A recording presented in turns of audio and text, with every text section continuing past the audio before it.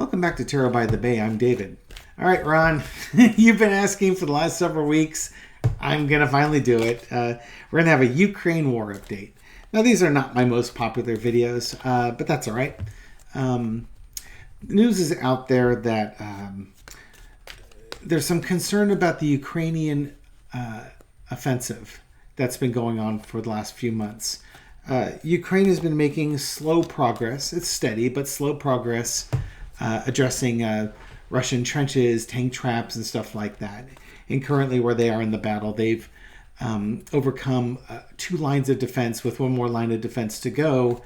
And if they can get through that, they may be able to blitz to some very key port cities and basically split that part of Ukraine into 2, which brings them right up to the water with Crimea, on the other side of the water from Crimea. But now there's concern that the rainy season starts in about a month or so. And will the Ukraine military have time to complete those operations? Or are they going to get bogged down in the mud?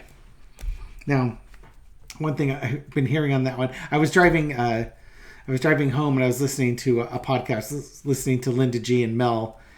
They had their Monday show, excuse me. And just as I'm pulling in the garage, Ron's question was being answered by Mel. And I didn't want to be biased by it, so I shut the car off pretty much as Mel was getting ready to start. So I just want to let you know, hey, I'm a fanboy too. I watch Linda, I watch Mel, and I have just as much fun listening to the questions and the answers that they do for you guys as well as I do. But I didn't want to be biased on mine. So after I do this reading, I'll finally get to listen to the rest of that show. That's where I'm going with it. Okay, so Ukrainian offensive. Are they going to be able to move forward?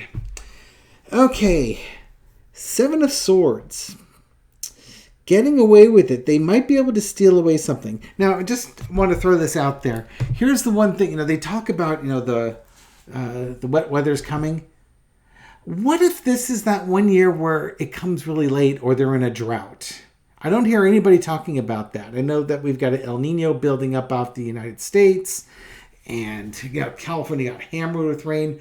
But when we get hammered with rain, it impacts the rest of the world. Like I think Australia goes through it. When we get a lot of rain, Australia goes through a drought. So I'm curious, how will the Ukrainians handle all this? So we're asking about, will they be able to get done? Okay, so we've got the 7 of Swords. Somebody's trying to get away, sneak away with something. I know Russia's they're trying desperately to delay till the rain comes, because if they can prevent Ukraine from using superior Western tanks, then that's going to give them a better chance to dig in. What are we crossing this with? The Wheel of Fortune. Okay, so, what happens. If rain happens. I don't say it's inevitable that rain is going to happen. It's just kind of a question of when. So, spin the big wheel and take your shot at it. What do we have underneath it? 2 of Wands, the planning. I think both sides are planning for the rain, and Russia's doing everything it can to slow down the Ukrainian advancement so that when the rain comes, they have a better chance to dig more defensive positions and slow down the Ukrainian advance. Ukraine knows the rain's coming. They know the world's watching them, so they're pushing forward, and every day that it doesn't rain is a better chance for them to move forward with this. Okay, great. In the past, Queen of Wands. Here's your summer offensive. You've got your sunflower. It's time to plant that sunflower in your pocket, Russian soldiers, so something nice grows out of where you die. The Ukrainian grandmas predicted this day happening. And here comes the summer offensive. Current situation is the Hanged Man. It's looking at things in a different perspective and willing sacrifices. From the Ukrainians' point, from the Russians' point of view, they are just throwing bodies in there. Conscripts, convicts, whatever they can get their hands on, they're just throwing them into the meat grinder, trying to slow Ukraine down.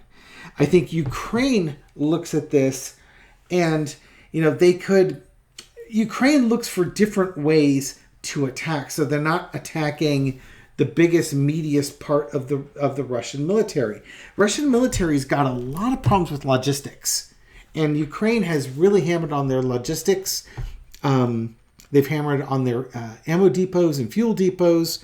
And by doing that, you slow down the Russian army. So if the Russian army doesn't have trucks and things like that to move their troops from one point of the line to the other, and they have to march much, much slower if you're marching, which allows the Ukraine to get through something, exploit it, and then secure it before the Russian troops show up there.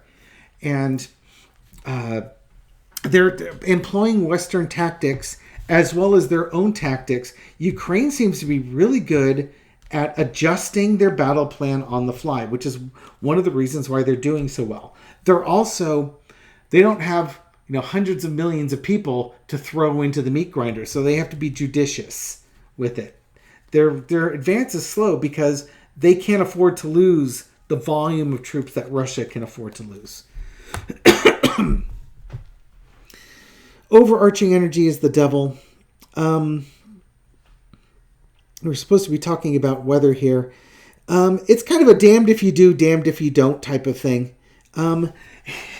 There's not a lot of rain and snow in hell, just saying.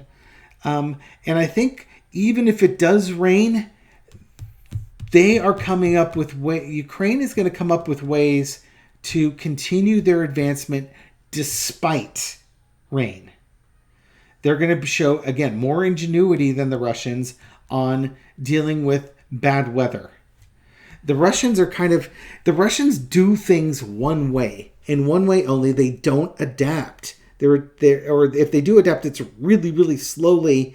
And once they adapt, the Ukrainians just do something different or go back to the old way they were doing it, and it just befuddles the Russian military.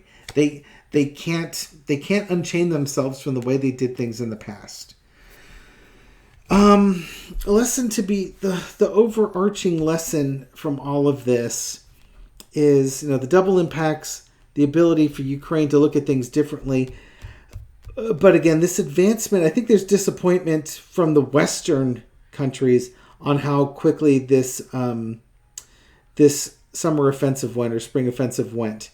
The U.S. and I think that again the Western powers expected a lot more from the Ukrainians than what they got, and maybe they're right, but to me, I'm very forgiving of the Ukrainian military because this is Western combined armed tactics that they're doing. I don't think this was originally how they were trained. They had to adapt to this, and they're outnumbered. Yet this small country is taking it to what was considered at one point to be the number 2 military in the world and a U.S. near peer. And Russia, nobody considers Russia to be a near peer. I think this is kind of fake. Don't be disappointed. Ukraine is doing what they need to do, and they're preserving life in the process. Outcome, 6 of Cups, longing for the other days. I think the rains will come. I don't think there's going to be a big drought. I think Ukraine will try to adapt, but even their adaptations aren't going to get them onto the Western timelines. And maybe it was naive to think that one summer offensive could undo everything that's happened in Ukraine. But again, I think the Ukrainian army is still planning, still pushing forward. The rains will come. It's going to slow things down. And what I want to say is that it would have really been nice for them to get up at least to the Crimea border before the rains come, to prevent Russia from digging more trenches and setting up more fortifications. Because if Russia is given time, that's just more fortifications for the Ukraine army to have to overcome. Hopefully that's not the case, but I think the rains will come and the rains will slow stuff down. Maybe that encourages peace talks. I don't know. We can maybe look into that. I know when I first read on this back in May, June, I saw this summer offensive as being really, really effective, almost like a blitz through there, and that's certainly not panned out.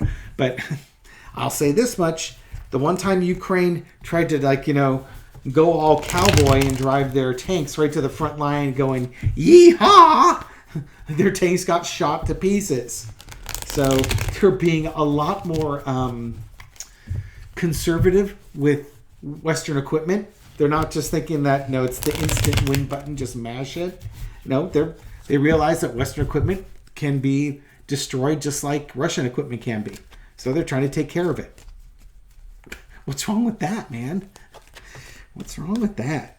They're trying to keep people alive. That's what I keep getting, is that they're not sacrificing their citizens for this. Okay. Come wintertime, how will Zelensky be feeling about this offensive? And how will the Russians be feeling about this offensive?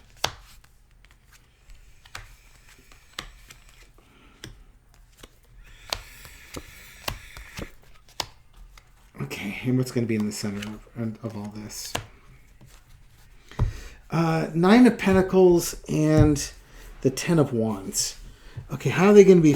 I didn't quite do this do this spread the way I normally do. Normally this card would have been the central card. By the time winter comes around, both sides are going to be thankful for what they've got and how hard they had to fight to get there. For the Ukrainians, it's the Eight of Cups. I think in the fighting and the squabbling, the end and the victory, I think from the Ukrainians' point of view, they are forcing the Russians out. There's been a lot of conflict. The conflict continues because their goal is to force the Russians out, put an end to this war, and celebrate their victory. That's what they need. That's their kind of like their victory condition. Russians to leave, and I mean leave Crimea and all the annexed parts. For Russia, and this is come wintertime. I don't think they're going to have this by wintertime. Russia just wants to keep fighting. Russia thinks that if they just stay long enough, that they can win this battle just because of attrition. So they keep just dumping resources into this battle. Maybe they come forward with a peace offering, come up with a peace plan to end the hostilities or at least get a truce into this. Now, this is kind of the fun card, the Ten of Cups, the good times and the happy family. The only way this really happens is if Putin is gone. The only way this happens is if Putin's gone. I don't know if Putin's going to be gone by December. It's always possible. How are they going to feel around Christmas time? If Putin's gone, Russia's going to sue for peace. And I think their point is going to be, hey, we can keep fighting if you want to. We got all sorts of resources, but we'll go away and declare victory. I don't see how this ends. This is going to be, again, this is all the hard fighting. They both want to leave, but for different reasons. Ukraine wants Russia to leave, and they want their old territories back. Russia wants to keep those territories. I don't see how this peace talk goes with that, unless they can figure out some way to share or some type of treaty that allows Russia access to those ports or access to at least one of the port towns in Ukraine. Maybe they can work something out. I don't know how that's going to look. But that's my thoughts on it. So what's going to happen?